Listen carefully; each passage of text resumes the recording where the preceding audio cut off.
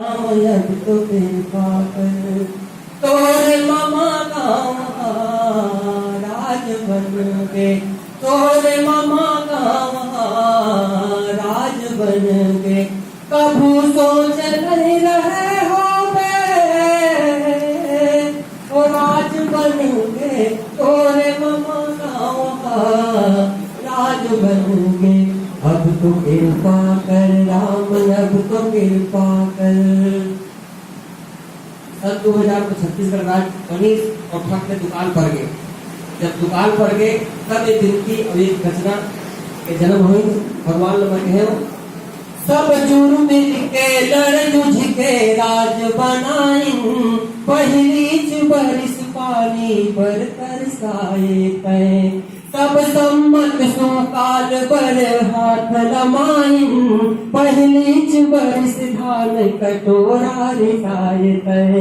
अब दान दान हर हमर लाज बन गे, तोरे ममा राज बन गे।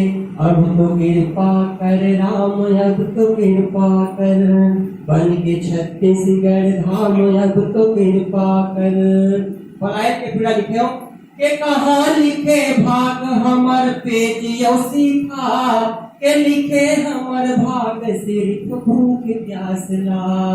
कहाँ लिखे भाग हमर देश मडेरा, के लिखे हमर भाग सिर्फ बनवास ला।